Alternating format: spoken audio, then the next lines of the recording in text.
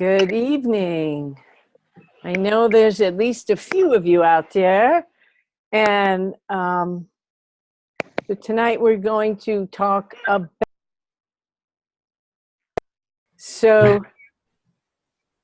tonight we're talking about homeopathy and our brains and cognition and how to stay sharp and what is dementia and how to manage it. So I have an extensive PowerPoint, and if any of you would like a copy of the PowerPoint, let me know. And you can email me at dr.shevins@gmail.com, and I will send you the PowerPoint. So you don't have to worry about writing everything down. I also have included a lot of information on this PowerPoint that I think will be interesting, and we're going to skip through some of it, and you can have more of it if you'd like as well. So just know that. I'm going to try and cover the big points, and it would be so easy to talk for about a semester on all these things. So this is what I want to do tonight. We're going to talk about, well, what does dementia mean? What is it? We're going to talk about, there's some really new ideas about the cause of dementia, Alzheimer's in particular. We're going to talk about what can we do with homeopathy? Can we do something, and what can we do? And I'm going to give you some basic concepts about on how to prescribe homeopathically, and how to think about prescribing. And we'll talk some about materia medica and rubrics, which is easier once we have the concepts. That's one of my old teachers. Oh yes. Now some people are not muted. So if you're in the class, I'm supposed to ask you to mute your speakers. And then if you have questions, there's a chat box. You can type them in, and I will try and answer them as we go along, or if it seems unwieldy, I'll do it at the end. So hello, hello, and welcome. So here we go.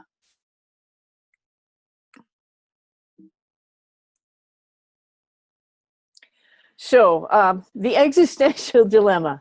The existential dilemma is about death. It's about life and death.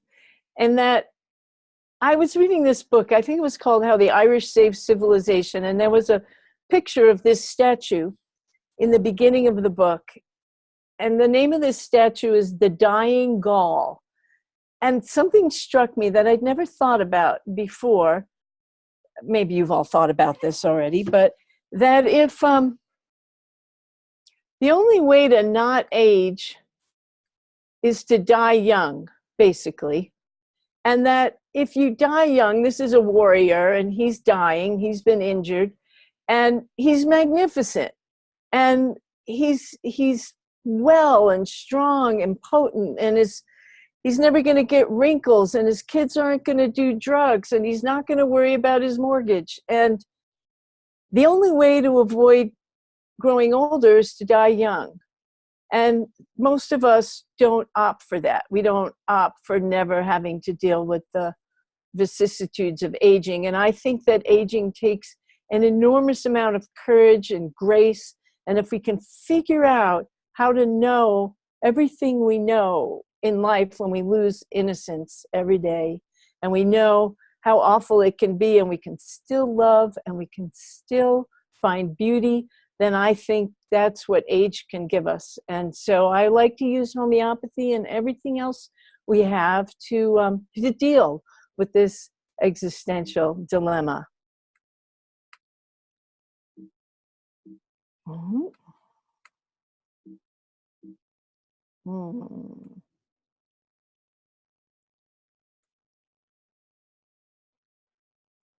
Okay, so before we started the talk here, Bill said to me, is dementia increasing?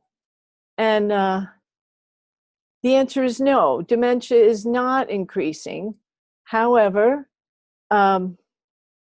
there's more elderly people, so there's a certain percentage of them that have dementia, and so we see more of them, and people are living longer.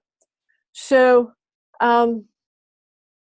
it's interesting to think, well, how many people get dementia? So basically, of everybody over 60, somewhere between 5 and 7%. But if you just look at people older than 85, then somewhere between 25 and 50% of people display symptoms of dementia. And of course, more and more of us are living to much more extensive old age and are becoming centenarians. But I think the good news of this means 50 to 75% of us, even if we live to be 100, are not going to have dementia. So I think that's a nice way to think about it.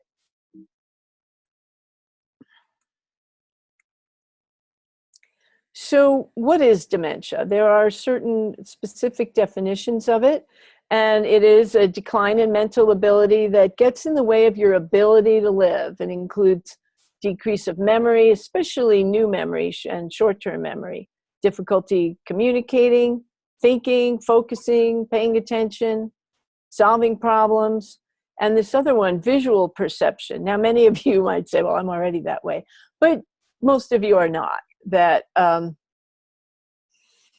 this gets much more profound than merely having accumulated so much data and multitasking. So there are many factors that can contribute to the decline in our ability to think. And these are some of them. And another thing Bill was asking me was about the genetics. There are certain genetic configurations. Specifically, we look at the ApoE4 genes. And if you have a particularly bad constellation of it, you're more likely. But if you don't have it, does it mean you won't get dementia? No. It just means that you're more likely or not. And there are many other things that can contribute to it. And we're going to talk about, well, I'm going to talk about more of these things in the next hour. But many things contribute to the function or dysfunction in time in our brains. So things that can look like dementia, that are not dementia, that affect our ability to think, and especially in elderly people living in nursing homes who are experiencing polypharmacy, taking many drugs from different doctors, often their medications can make them look like they're having cognitive defects. Sensory changes. If somebody is deaf or can't see, that can profoundly affect how their brain functions because they're understimulated and they're isolated. Being in chronic pain, not being able to move around, and then just emotional, psychological problems themselves. All these things can look and act like dementia, and they're not.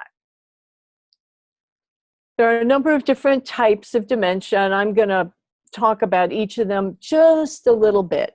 If these things are interesting to you, then you can take the information I have here and learn more about it.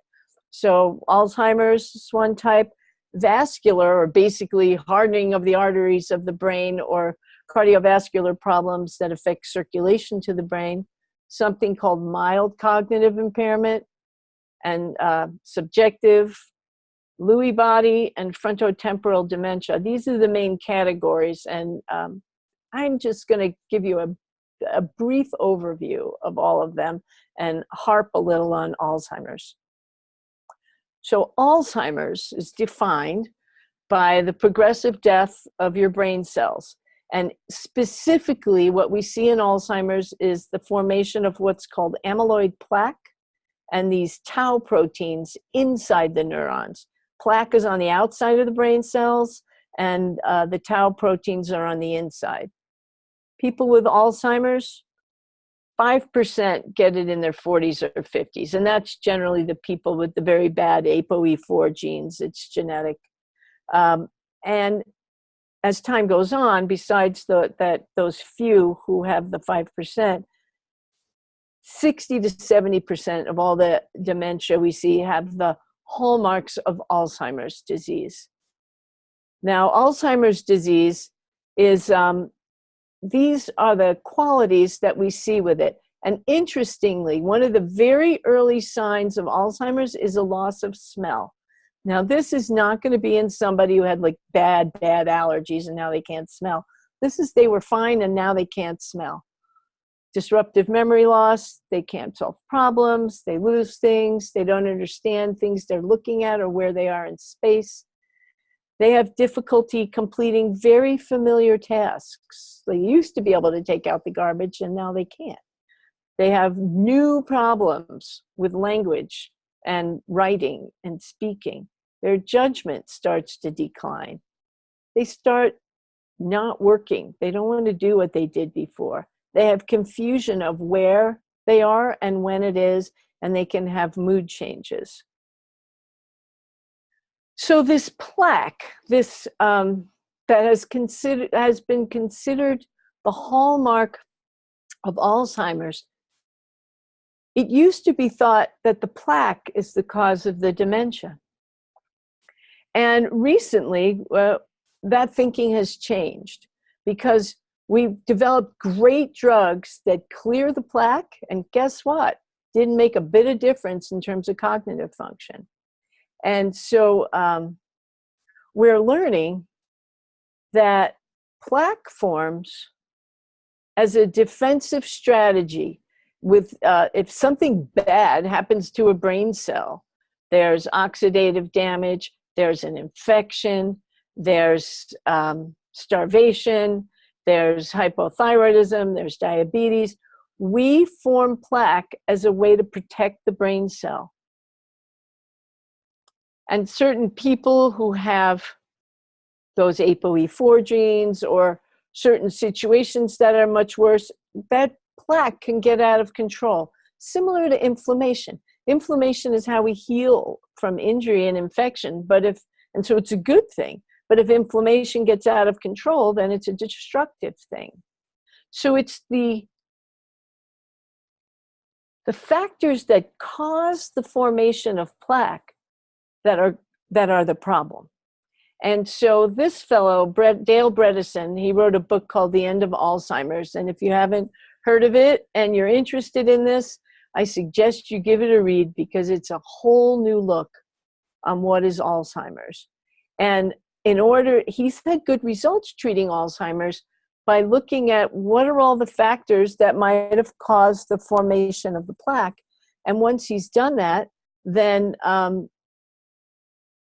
you can treat those things and you can preempt those things.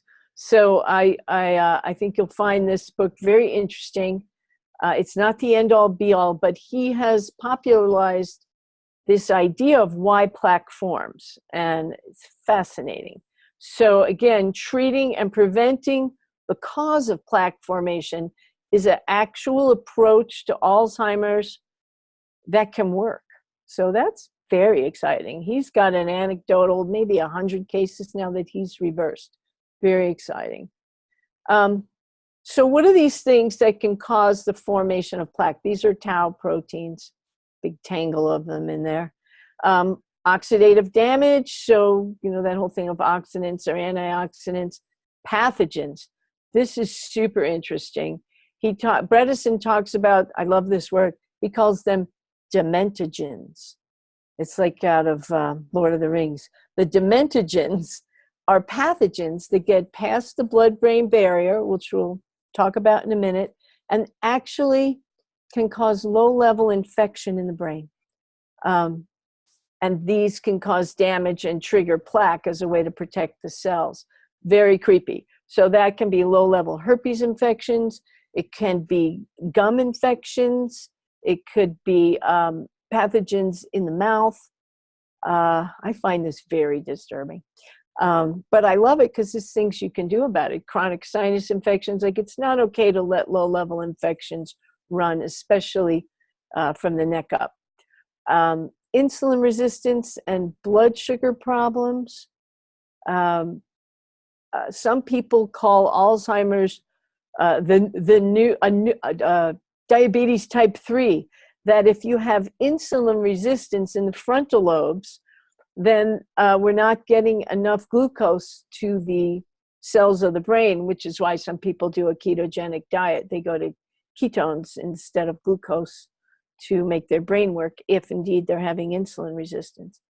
Toxicity, so heavy metal toxicity, lead and mercury, mineral imbalances like the ratio between zinc and copper, or not enough magnesium or iron to have normal blood cells. Environmental toxins, malnutrition, inflammation of all sorts, hormonal imbalances, these can all trigger plaque formation.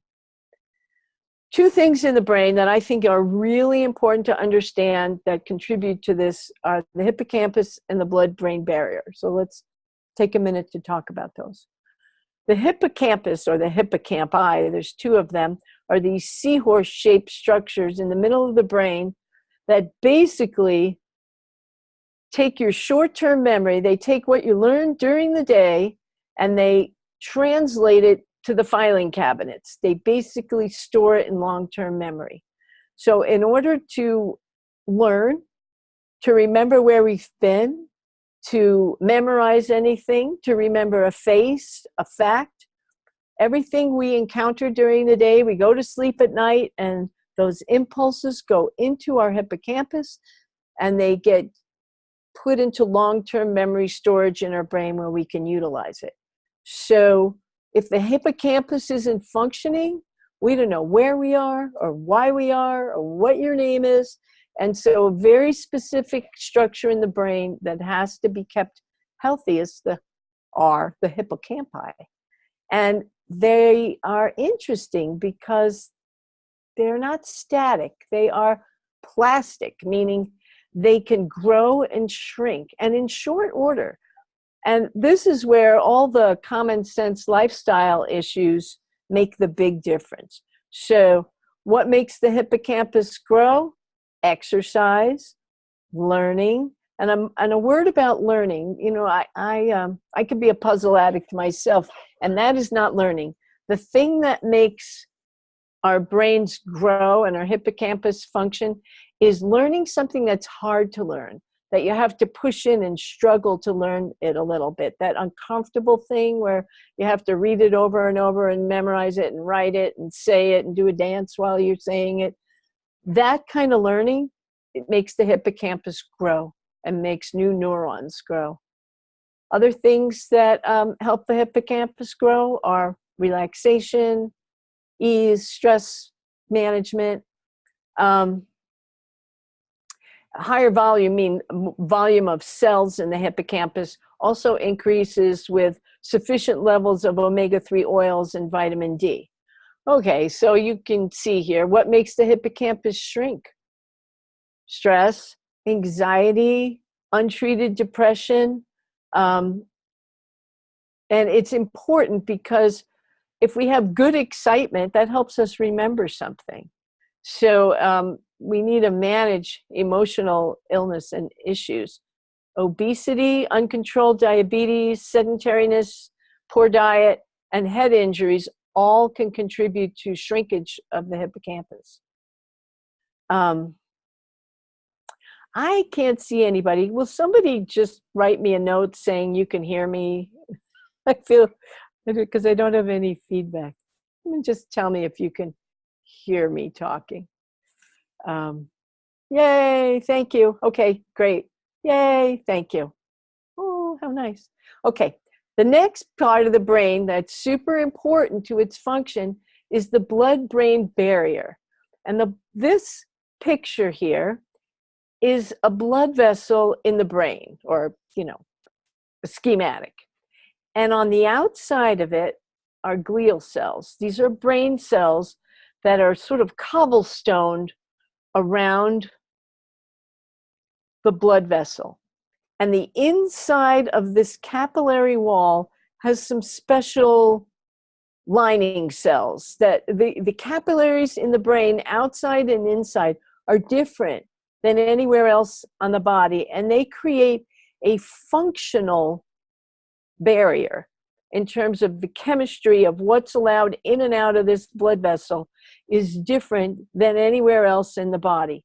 And when it's intact and doing its job, it'll keep infections out, it'll cause keep poisons out. It'll control inflammation, these cells out here, which is why if we want to get certain medications into the brain, we say we need drugs or medications that can get past the blood-brain barrier.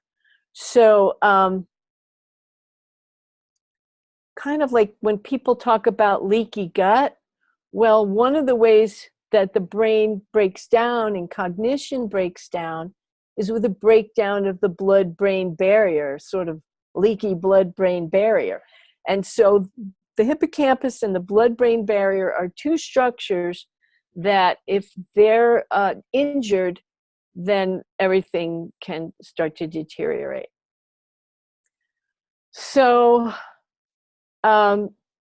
things that cause a breakdown of the blood-brain barrier are just what you'd expect. Well, darn, getting older, so wear and tear. Diabetes. Diabetes is profound, profound. Some cancers, some infections can do it. Autoimmune disease and breakdown of the blood-brain barrier directly correlates with dementia and amyloid plaque formation. Okay, so that is just the tip of the iceberg on Alzheimer's. And like I said, if it's interesting to you, I recommend Bredesen's book. So another kind of dementia is dementia or cognitive dysfunction that comes from something in the cardiovascular system. So that can be, for some reason, we get brain damage from impaired blood flow into the brain. So it can look like Alzheimer's, and you can have both actually. But some of the things that contribute to cognitive dysfunction are going to be strokes, high blood pressure, smoking, probably the biggest, although we think of lung cancer, probably the biggest problem with smoking is damage to the cardiovascular system. Hardening of the arteries, sort of plaque on your blood vessels, right? Atherosclerosis, diabetes, narrowed arteries, and I would say also less resilient arteries, temporal arteritis, lupus, and other autoimmune disease that compromises blood vessel function.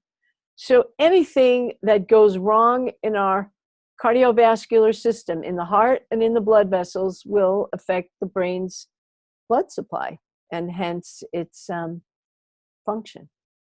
So that it would be treated differently. Alzheimer's and cardiovascular causes of dementia are the place where you and I can have the most impact. And understanding what the cause might be between the cognitive of the particular person's cognitive dysfunction is going to help you prescribe.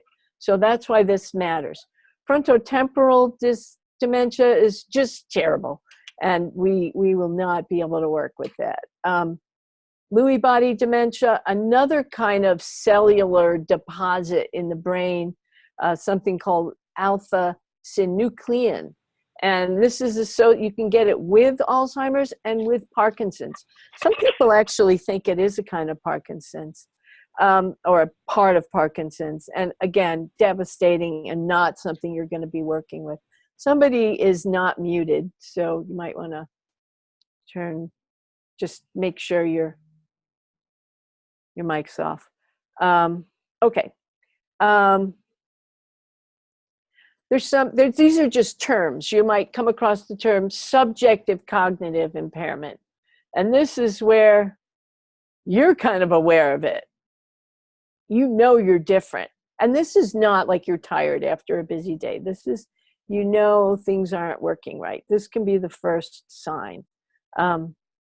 Mild cognitive impairment is sort of the next stage, and this is where other people might notice too, and you can still function. It's not in the way. And usually if you work out and eat better, deal with your heart issues and learn things, you can make this better. So early on is the time to really make the biggest difference. So, you know, in yourself, if you notice, not right, start now dealing with it. If in your patients, in your clients, mostly people are going to come later. So there are some conditions that mimic cognitive dysfunction or dementia, and let's talk about them a little bit. The most common one I see are urinary tract infections. If you're working with someone in a nursing home or at home who they were fine, and all of a sudden they're not fine, like they got sudden Alzheimer's. First thing you think of, are they having a urinary tract infection? I mean, I guess first thing you'd think of would be a stroke, but the other thing besides a stroke would be a urinary tract infection. Oddly enough, in the elderly, that is one of the biggest signs. And a lot of people get urinary tract infections when they're older because, number one, they might be incontinent, men and women. They're wearing their Depends, and they're mortified by it, and they may not be ambulatory, and so they don't want to pee their pants, so they don't, because they can't get to the bathroom in time, so they'll handle it by not hydrating. So, and this is a way to die, basically. So it's very common. Other things that can look like dementia are different combinations of medications: severe depression, brain tumors, hematomas, hydrocephaly. And so what does this mean? That if someone seems to be having dementia, assume nothing. Make sure they get a good exam, they get labs, they're not having diabetes, they don't have an infection, they're not anemic, they're not hypothyroid. Get a good history, because if it looks like dementia, it's not necessarily dementia. And you don't want to just treat that with a remedy. You want to find out what's the problem and treat it appropriately, and then prescribe, I think. Okay, so that is your very brief rapid fire overview of cognitive dysfunction, and any of those points you could dig in and learn more. So so what can you do? You love homeopathy, you want to give a good remedy. What are you going to do? So something, I think I've mentioned it before, but I think there's a very peculiar and very dysfunctional pressure on homeopathic prescribers. They're waiting for the miracle. If you can just find that holy grail of a remedy, all of a sudden this person who doesn't know who they are is going to come back to life. And I think that's an unfair and disabling kind of pressure.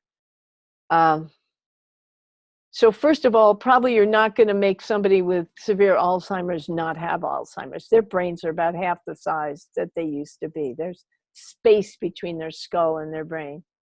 Although sometimes it's not associated with cognitive dysfunction, the shrunken brain. So we have to acknowledge aging and dying are inevitable. And so the issue, as far as I see it, is how do we age as well as possible? My values are how do we maintain the quality of life. But when I am working with people who are older and experiencing chronic disease and dysfunction, you must ask the person, what's important to them? What's most important to that individual in their situation? And then the people around them who might be their caregivers. So by this I mean, is longevity the value? Is quality of life the value? Is the ability to communicate, the ability to not suffer, to not be in pain, to not be embarrassed, to be independent? Like, when I ask people this question, I don't know what they're going to say. And what they say is going to affect my prescribing as a homeopath, because they're telling me this is where I'm most limited. This is what's most important to me. And I find this to be probably the most salient and profound question in my work for all adults. What are their values around their healthcare, about what they want? And that informs me. And so the other book I wanted to mention here is Atul Gawande's book, Being Mortal. He's a surgeon who's written about making end-of-life decisions. And he talks about having this conversation where you find out what are your values around aging and death, and how you want to live until you're not living anymore. And I can't emphasize enough the profundity of knowing the answer to that question for the people for whom you're prescribing. Okay, so big concept. Understanding the cause is going to help you focus on what you're trying to treat. Because if you have somebody and they have dementia, and really the problem is that their blood sugar is 200 or 400, then what you need to be treating is the diabetes. Then as soon as you fix that, the dementia will go away. You treating the downstream result of the problem will not, well, it won't happen actually. You've got to treat the cause. So super important to know what might be causing the dementia to the degree that it can be known. So what can homeopathy do? Well, a lot, just like any other life situation. So the first thing that I'm going to think about in prescribing is if there's an obvious, deep, global, constitutional prescription, that's the remedy. That's where you should go, because that's going to overall liberate the vital force to strengthen this person in dealing with whatever might be contributing to their dementia. What else can we do? And I'm going to give examples of things, but we're going to optimize how they function and their quality of life. Even if they don't know where they are, there are many other factors that could make their day a whole lot better. It can help. Let's say someone is starting to have cognitive issues and they can't change their diet and they don't want to exercise and they're not sleeping well and they're not learning anything and they don't want to talk to anybody. Well, a good prescription might up the ante so that, oh, okay, now they're willing to have a creative, intentional effect on the lifestyle issues that might really make the difference in getting better. It can help with the other problems that are contributing to the decline. It can help with cognition directly. And in very severe dementia, it can help with the related problems. Like very often, if people are really cognitively limited, they can get very anxious, very despairing. They will forget to swallow. They will forget to move. They're incoordinated. So homeopathy can help in big and small ways. So this is, in a way, the heart of what I want you to think about when you're prescribing for someone who is having some cognitive issues, or anywhere from mild subjective cognitive issues to full-on dementia. Number one, take a full case. Just like you always do, get their history, get all the symptoms. However, of course, if someone has very severe cognitive decline, they can't actually give you the case. It's like an infant. Because they can't communicate, because they don't know who you are, they don't know who they are, they cannot communicate their symptoms. And so in these cases, you want to have your observations and the observations of the people around them. And that could be the people who love them, their caregivers. Sometimes their caregivers and the people who love them are not the same, and it's often a very difficult situation. And let's say they're only a little compromised. Remember that they're not going to be accurate reporters of their symptoms. And where I have found this most tricky, I've been in practice, this is my 36th year, and I've known some people through my entire career. So if I've met some of those people and they were 50 when I met them, if they're still alive, they're 85 now. And one of the things I've seen as people start to have some cognitive decline is it creeps up, and I realize, wait a minute, what you just said doesn't make any sense, and that's not an accurate symptom. So part of what you have to do is get the permission to talk to the people around them, which hopefully there are some, to find out, have they noticed decline, because you have to know if their reporting isn't accurate. So think of it like forgive me, but like taking an animal or a baby's case, because at some point you only have your direct observation and the observation of the people around them. So then we have to say, well, what is the problem? Is the problem that they can't think? Does it bother them? Who's having a problem with them in their current state? And if it's family members, children, spouses, what is the problem? So, because some people are very comfortable with their dementia. People decline in very different ways. Different parts of their brain stop working. And sometimes that's lovely and sometimes it's awful. Sometimes the nastiness goes away. Sometimes the nastiness is unmasked. So you need to identify what is the problem. And the person might say they're confused, they're depressed, they're incapable, they miss people. Like, what is the problem? Because I assume you don't really know what's the problem they're having.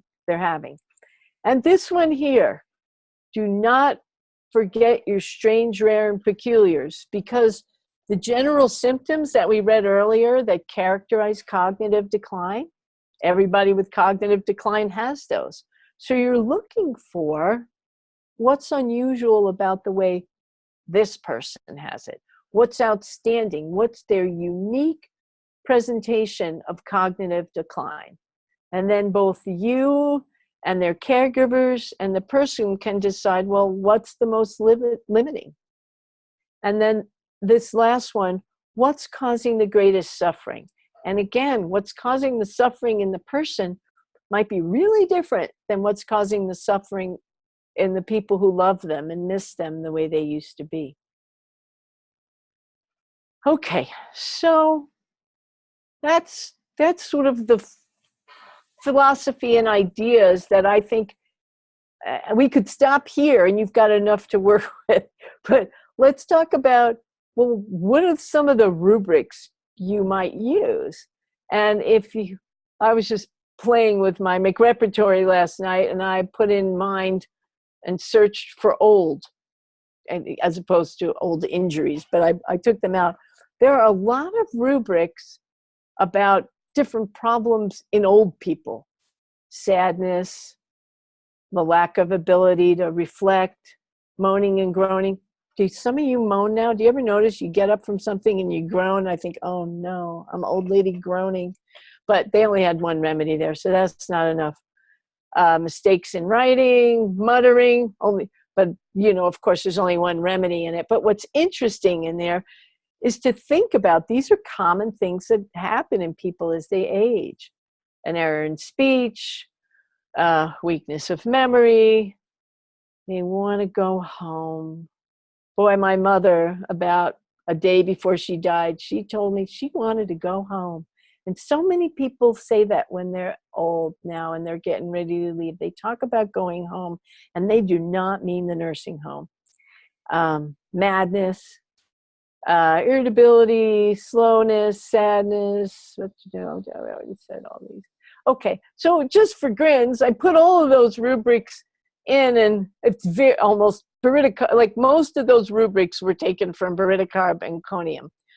So that does not mean those are the main remedies. It's just like a contrivance of the repertory and what got extra representation there. And then I did the same thing in the generalities. And there were all kinds of problems that they said were more in old people.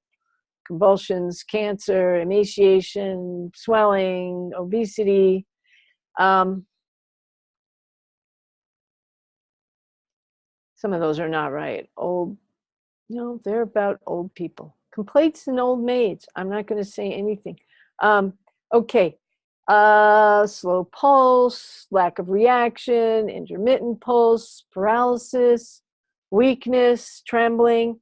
But the point of all this is not, oh, great, there's all the old remedies, because guess what? The repertorization will look the same. Remedies come up like baridicarb and CONIUM, but a lot of remedies come up. And then there was that great rubric, I don't know if you noticed it, under generalities, old people complaints in, and these are the remedies that showed up weighted. So what does that mean? Everything, all your polycrafts, you know, but some things maybe more than others. So this isn't useful, really, but it gives you a way to think about how other people thought about problems that were coming up in people who are aging. So that's interesting, but don't limit yourself to the old people rubrics, because then you'll only be using Beretta carbonicum and CONIUM maculatum. And that's just not enough. So, because really, when does old age start? You can get 10 people who are 75 years old, and they will look profoundly different from each other. First of all, some of them would have already died, so they're not there. And then there's others of them who are, they're working out and they're exercising and they go to work and they're taking care of kids and they're spry and jumping about, and others who are devastatingly ill and aging. So old people, it's very individual when we become old. And the important thing is to prioritize the symptom, not the old person part. That's interesting, but insufficient. So make sure you use the rubrics that best describe the symptom. And the old person, well, that's interesting, but they're too lean. Okay, I have a few cases I wanted to talk about, and then a few other ideas. Before I go on, are there any burning questions on the material we've covered so far? I'll just give you a minute to write in case any of you have a question on the material we've covered so far. Looks quiet out there. All right, well then I will move on to the cases. And we'll leave a little time at the end for questions as well. I was trying to think of some slightly dramatic cases over the years. So one was this man, he was 86, and he came in with his wife, and his wife was, I guess I would describe as a compulsive talker, almost his age and totally sharp, totally with it. And he comes in and they sit down together on the couch, and his chief complaint, she's brought him in, is his memory is very poor. She's concerned he has some dementia. He has cardiovascular disease. He has stents in his coronary arteries, and he has high blood pressure, and he's got some fluid in his lungs, which I believe is from the anticoagulant he's on. He's had some bleeding.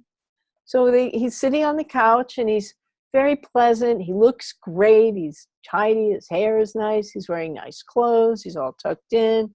He sits up. He looks at me. He's a very pleasant affect.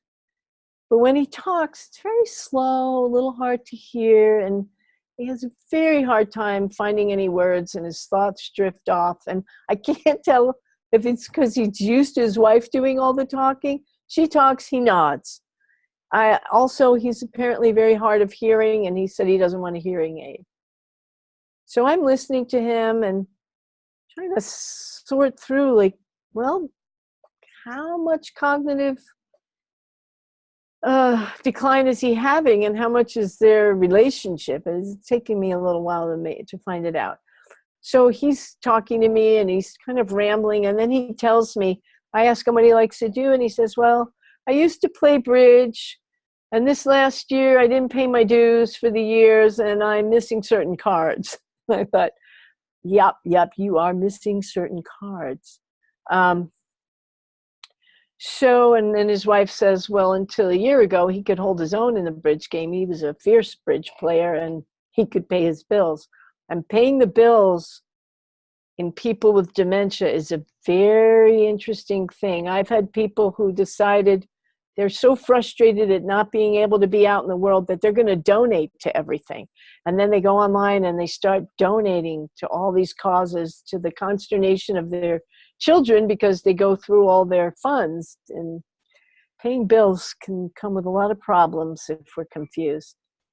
So what else? He doesn't finish all the words in a sentence, and then it gets clear. He just sits in a day all day and he reads, but he does not remember anything that he reads. So he's just sitting there looking at the words on the, like he's going through the motions of reading, but there's actually nothing going in.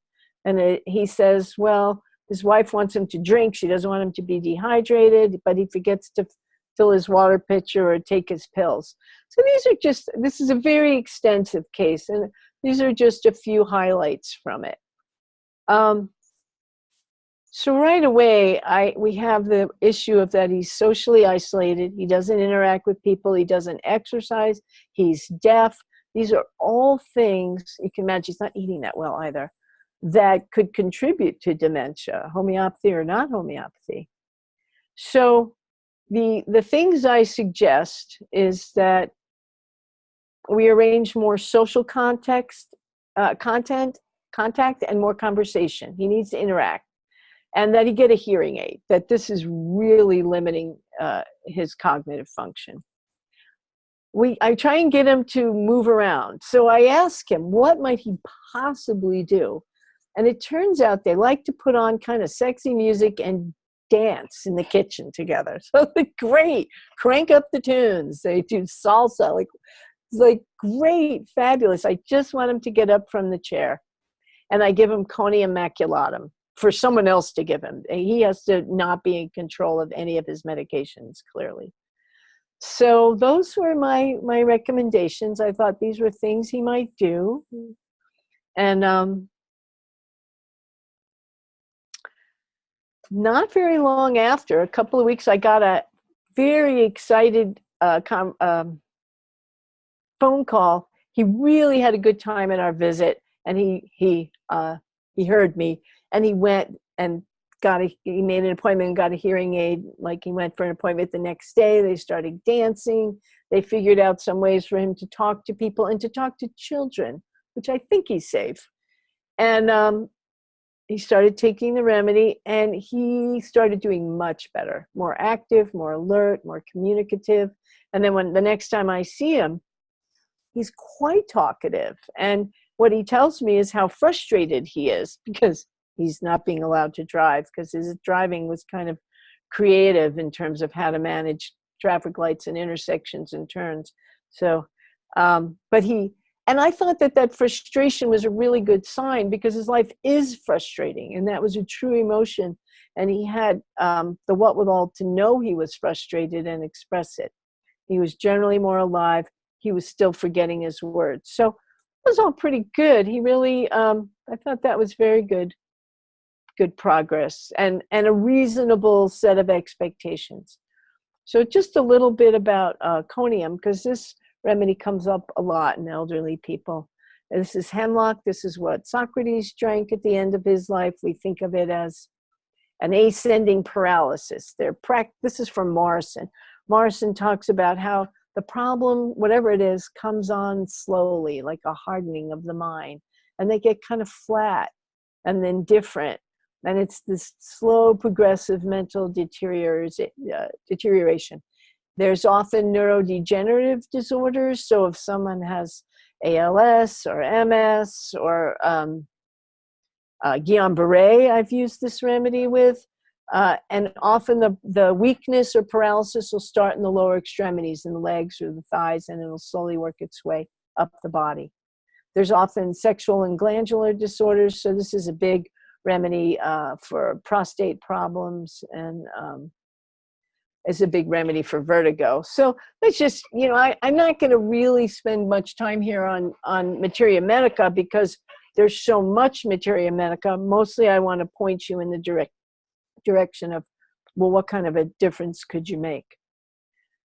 This next case, the next two cases are people I didn't meet.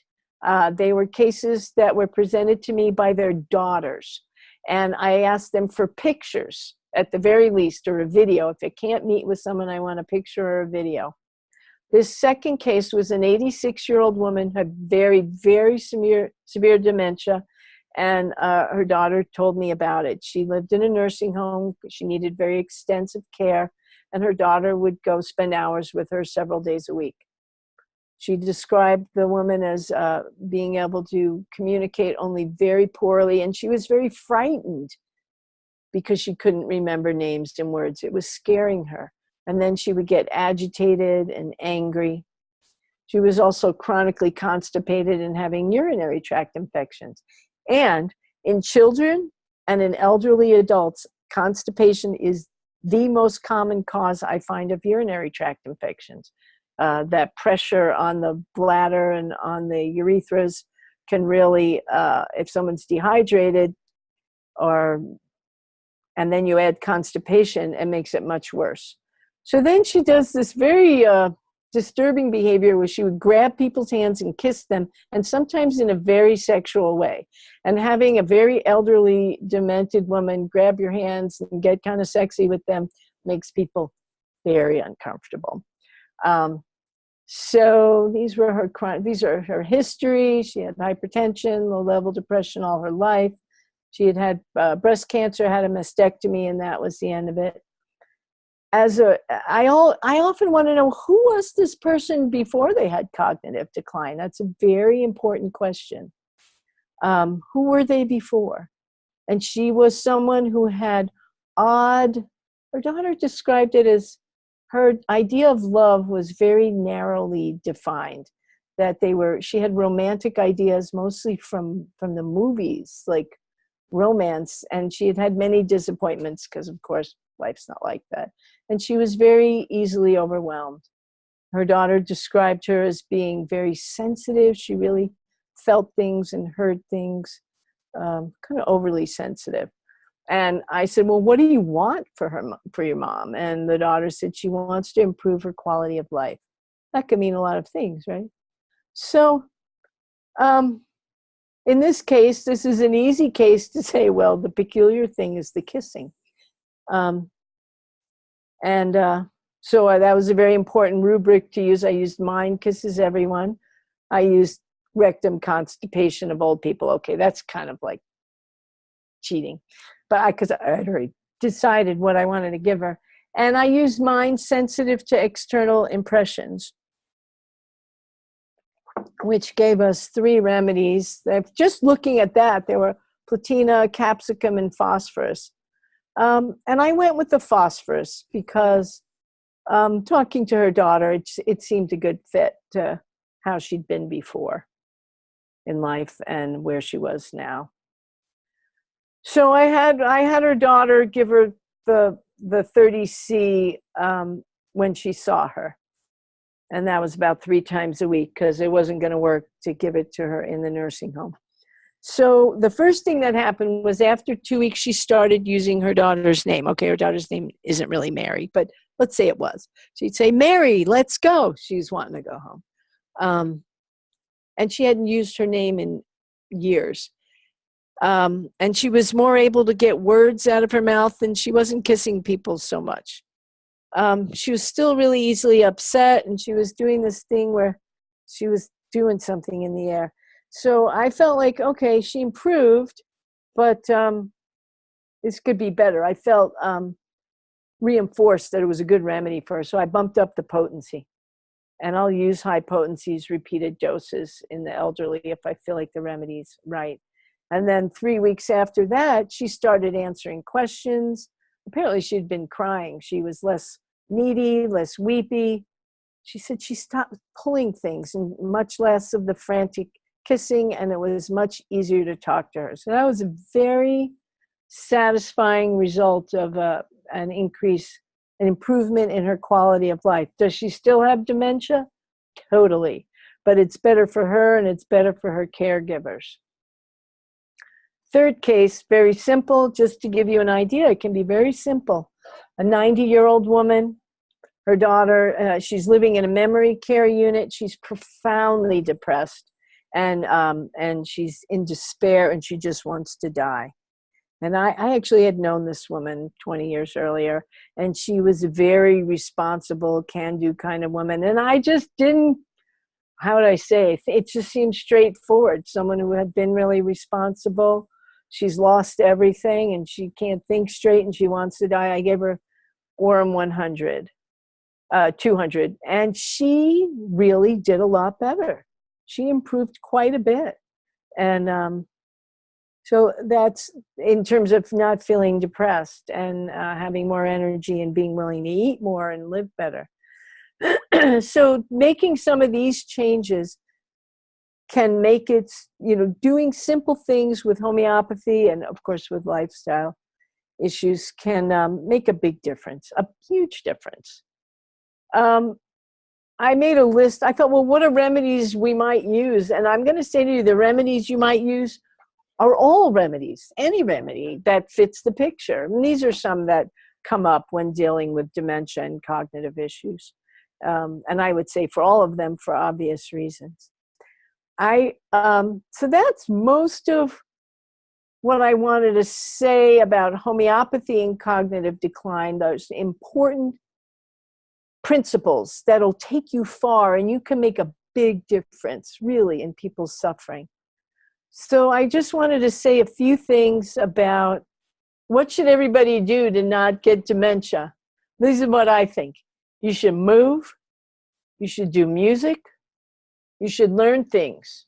You should be mentally stimulated. You should have optimal nutrition. You shouldn't take anything that causes a problem, drugs and supplements that are bothering a person. Treat underlying infections. Meaningful social interaction, proper hydration, sleep and digestion. Top of the list, these things. So I just wanted to take a moment and talk about the blue zones. The blue zones, there was a National Geographic reporter who went to places in the world where people, where they had enormous numbers of centenarians, people who are living to be 100. And they found that the people who lived in these places all had these things in common. They did not run marathons, but their life incorporated activity, that they moved all day long as part of their life, that they had a sense of purpose. They belonged, they were part of a culture, a family, a community, and they mattered. They all had downtime where they either prayed or medicated or took a nap or went to happy hour, whatever it was. They took some time during the day where they were not doing. One group in Japan, they stopped eating when they were 80% full, but that included, these were not cultures where people overate.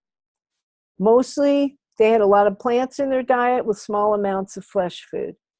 Except for the Adventists, they all had just a little bit of alcohol that they shared with friends. So not clear if it was the social glue or the alcohol itself.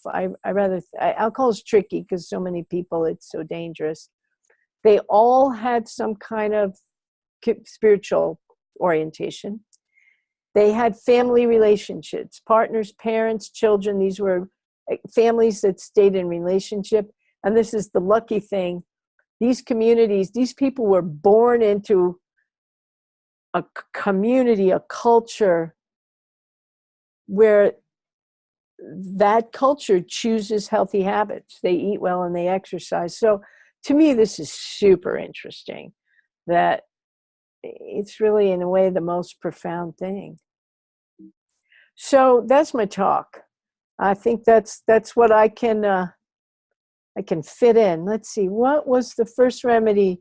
It was CONIUM maculatum, one I have used a lot with elderly aging people. A good one to learn about if you don't know it. CONIUM maculatum, hemlock. So this is the moment. Do you have some questions?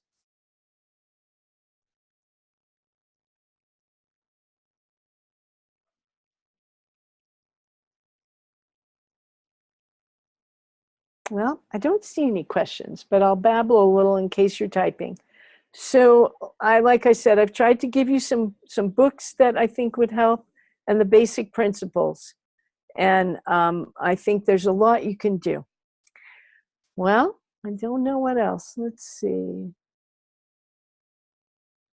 Anything else?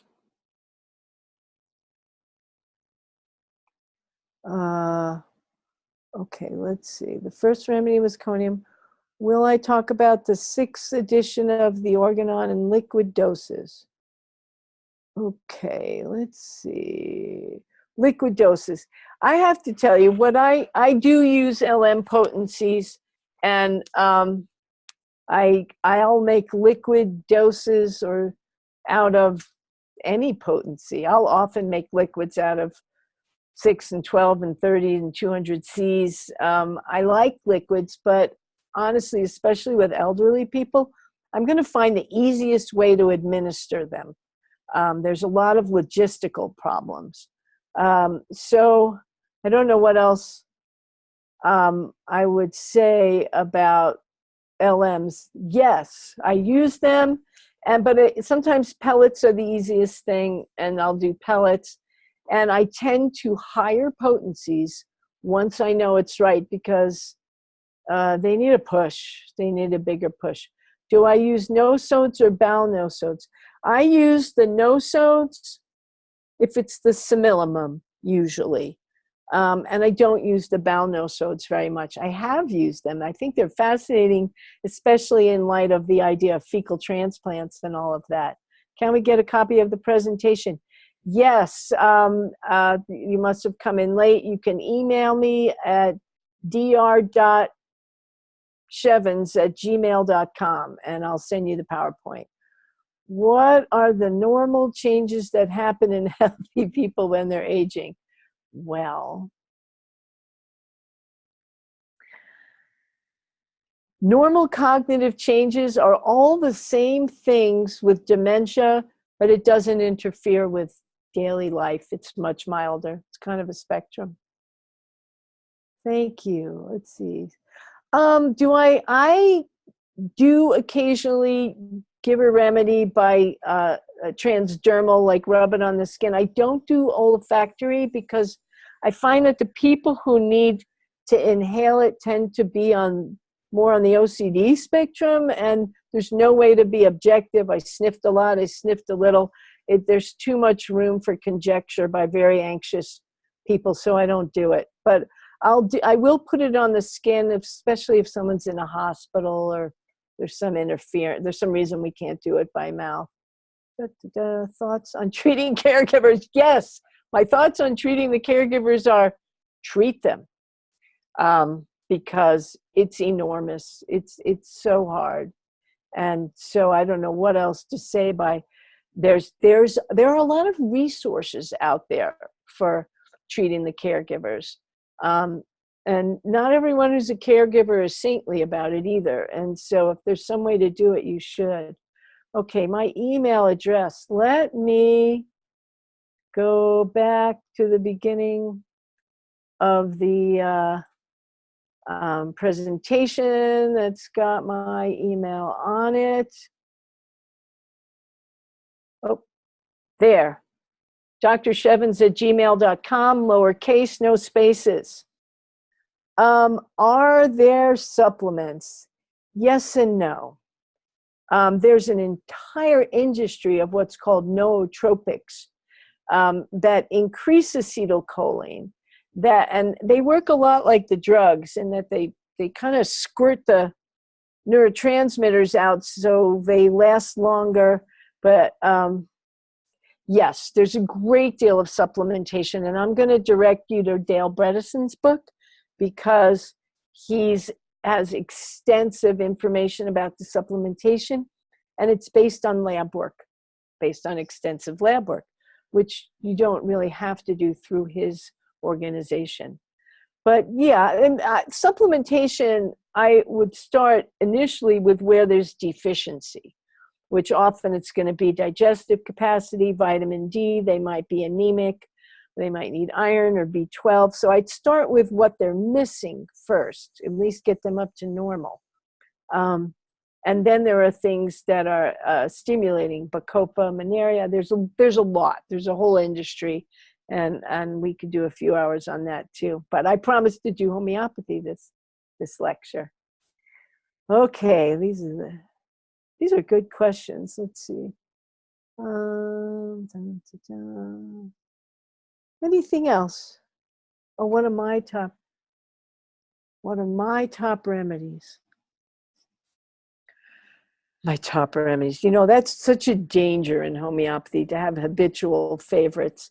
But the CONIUM comes up a lot, phosphorus, sulfur, Verita carbonicum, Heleveris, the slow remedies, but also the grief remedies, because one of the problems with dementia that's really hard is that, you know that song, you can't take it with you, Brother Will, Brother John?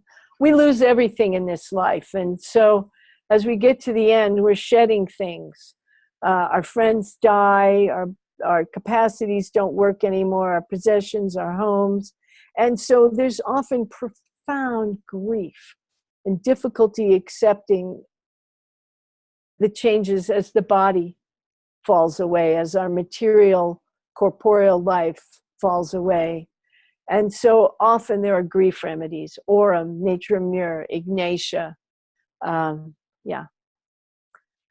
Okay. I think I'm looking down the questions, make sure I've at least said something about them. I think I have. Any other burning questions? Oh, the carbon remedies. The simillimum.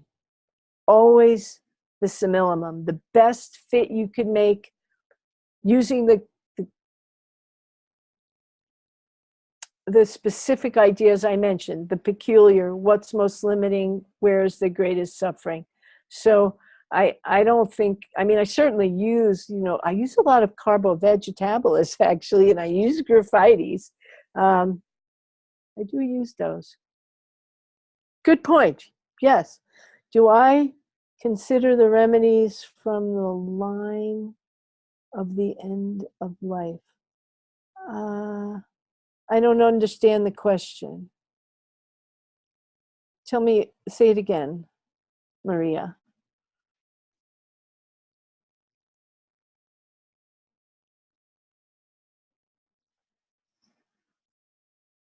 Oh, yeah. You know, I don't really have expertise there. And although I actually delved into much of that more in the past, I've backed up from it again.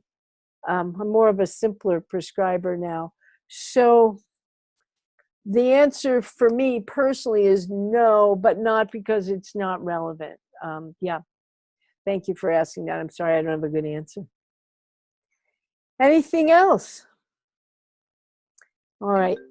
Wow, I knew that. I thought it, sorry. Ah! Okay. Sorry about that. Well, I wish you all a good evening. I hope you've learned something. Study hard and put it in your brain, and then you'll grow through some more neurons. And it was really, really fun to talk with you. And this is, I think, very, very important material. And I think you can really help with it, yourself and others. All righty. Good night.